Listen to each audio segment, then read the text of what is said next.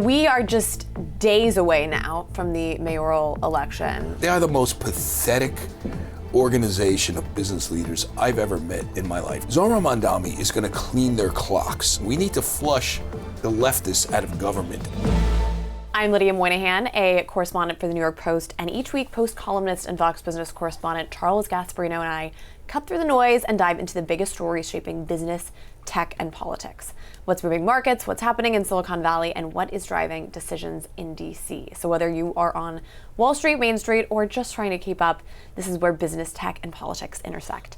We are going to start this week with winners and losers.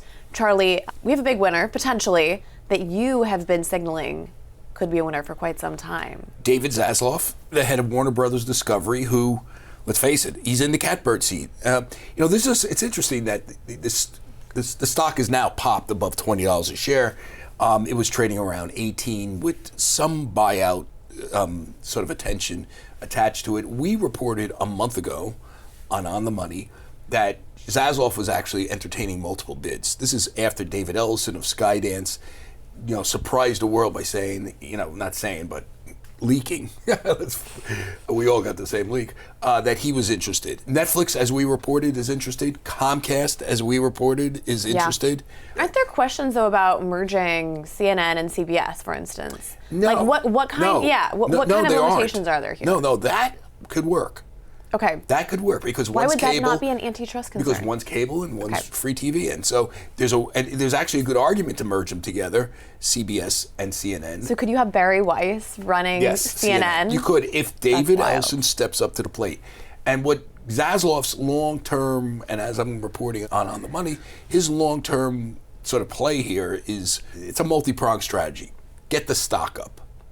If all the bids fail, and or they walk away, he's demonstrated to the world when he breaks up the company. Remember, they're going to break this up in May. Mm-hmm. He's going to have a streaming and a studio and HBO in one company without debt. So is the plan basically, as they break this up, to have the buyer lined up and just immediately shift it over? Or break it up. To them. Yes, or break it up. Have the market say, well, you don't have debt. I mean, one of the problems with Warner Brothers Discovery is that it had so much debt, and he's been working it down, that when they break it up, the debt is going to go with the CNN portion of it, which is interesting.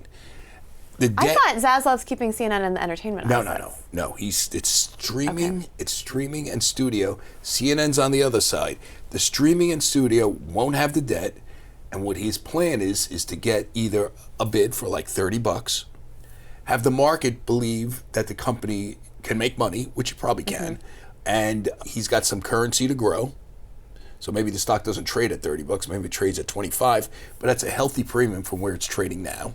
Or Ellison steps up and pays big time, or Netflix or Comcast. I mean, that's kind of his three-pronged strategy. Now, you might say, what's the deal with the other companies? CNN makes about $700-800 million in profits. Yeah, I mean, that is staggering. It's like the tales of linear TV dying are greatly over-exaggerated, at least when it comes to profit. It's in every airport I go to. Yeah. It's in most hotels. It's in the gyms. It's in the gyms. It's ubiquitous. They are business. They're a real business, and they make a ton of money, and they may make less money. But let's just say in 3 years, if they make $500 million, there's still a business there.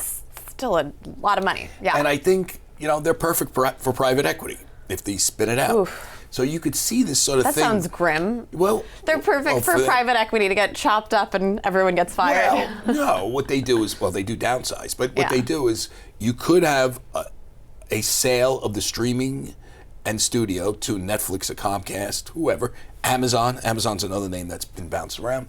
You could have this other thing which sells off piecemeal. Or you could have David Ellison come in right now, or anybody, but he's the guy with the money, and say, even pre-spin, we basically buy it all. You got to ask yourself why that hasn't happened already. Right. Right, but maybe they don't want to do it. Maybe they're walking away. I mean, who knows? But you're saying, to clarify, potentially Ellison would buy both the streaming entertainment portion and CNN. Well, he's already said that, yes. That's interesting because that's different than obviously the way that these companies are being spun off in May. And by the way, there is a tax advantage of waiting till May to buy it, apparently. Okay, so it's so interesting to me. Rich people love owning news networks. I kind of get it, kind of don't. I don't know. I feel like that's like the ultimate crown jewel for media companies to own a news network. It's been going on for years. I know. The media landscape is changing rapidly. When you have a declining business, like you see here, I mean, declining in the way people view it. People still have interest in news. It's weird. Everybody works. The whole country runs on news. Stocks trade on news. Everything. Totally. Yet the business of it is trying to find Evolving. its way, and it's evolving, and it's putting some people out of business. But in that sort of maelstrom, you're going to have a lot of crazy deals go down. Yeah. And let's see, does Ellison borrow the money? Does he go to Larry? I found the timing of this interesting. Zaz knows how to play these games. I think he's a winner. Next week we might call him a loser. But let's go on to the... You win some, you lose some. But let's that's you life. Got a loser. Who's your loser? I got a loser. Yeah, it seems like the New York business community could be a big loser. They are wicked losers. We are just days away now from the mayoral election, which it's kind of wild, because I remember during the summer people kept saying, oh, what's going to happen? And the common sentiment was, once we hit September, Adams is going to drop out, Sliwa is going to drop out, and it's going to be a one-on-one race, and Cuomo will surge ahead.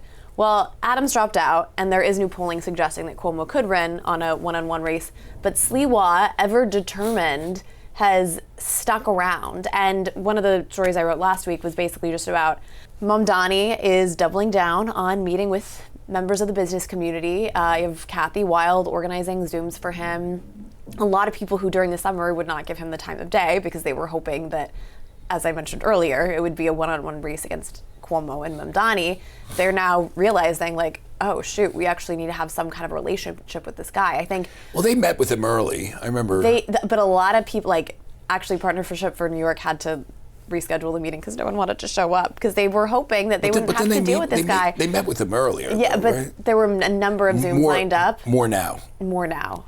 People are seeing the writing on the wall. Well, they are the most pathetic organization of business leaders I've ever met in my life. Zohran Mamdani is going to clean their clocks and clean out their wallet. He's a committed leftist. Do they really think that they're going to convince him to be nice to them by cozying up to them? And this is an organization, just so you know, that has coddled all the Democratic politicians that have taken this city so far left over the years. I mean, they've coddled them. They've supported them. They've rationalized their aberrant behavior, the taxes that businesses, on one hand, they support these tax increases that Cuomo signed into effect, and that Kathy Hochul has kept, and then they move out of the city, and then they turn around. The Post had a great editorial this week, and I'm sure that's what you're referencing as well, that Mamdani in a way isn't that much more radical than the policies that a lot of other Democrats have enacted. I've said it time and time again. If he gets elected, he will be no different than most of those people up in Albany. And Kathy Hochul, the governor, who's an alleged moderate, is the weakest moderate in the world, will cave to them. If Andrew Cuomo caved to them, how is she a moderate if she's endorsing somebody who proclaims himself as a democratic socialist and cozies up to terrorists? I'm sure she's not a full-on commie just yet.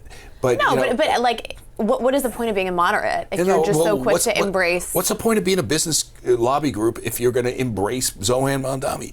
All these people should just go. I don't think that they're embracing him. I think it's this recognition that, like, okay, I don't want to necessarily be on the bad side of this guy. They're embracing him now. Trust me. They're embracing him. Yeah, no, it's fair. And I mean, I think it's interesting going into the debate. There had been some buzz and some hope that Cuomo would leave it all on the debate floor, right? At this point, he doesn't have a lot to lose. And instead of going after Mamdani, he kind of was on the defensive, right? Mamdani had that line about, he hasn't stepped foot in a mosque. He doesn't know what a mosque is. What do you say? Really? He should have said, I don't need to. Yeah, when was the last time you went to a synagogue? When was the last time Since when is that a qualification for being a mayor of New York? Have you ever visited Ground Zero? And instead he was on the defensive and said, I have working. And so I think that's the problem. Have you ever met with a family that was impacted by 9/11? Right, and you juxtapose that with Elise Stefanik. Yeah, who is going after him. Instead, he's talking about how many imams were at the refuses to accept Mamdani setting the terms of the debate. And I think Mamdani has set the terms of the debate, and everyone now on the they left let is him. sort And of by the way, Curtis let him too. agreeing with it. Curtis let him too. Yep. Listen, we need to flush the leftists out of government. Mamdani will literally just expedite what's already set in motion by the ruling Democratic Party in this, which is economic Armageddon at some point, because there's no reason to stay here if you can do your job. Yep. And most Anywhere jobs else. can be done in Florida and Texas. Yeah, I mean, we talk a lot about how the rich people are going to be impacted, but the reality is, like, I'm not worried about them. They're going to move. They're going to reallocate their funds and sell their apartments, Well, it's whatever. working class I'm worried people. about the people who can't afford to move, who are working class, who want Cuomo to win, voted overwhelmingly for him, and they're going to be suffering. Right, and they rely on subways. They rely right? on the NYPD to protect them, and which is they're going to be drawn back. They Yep. rely on the bus system, which is going to be like, essentially turned into homeless shelters. If Mamdani has free buses, who do you think is going to be hanging out? It's going to be a mobile home. We'll have lots more on this and so many other stories next week.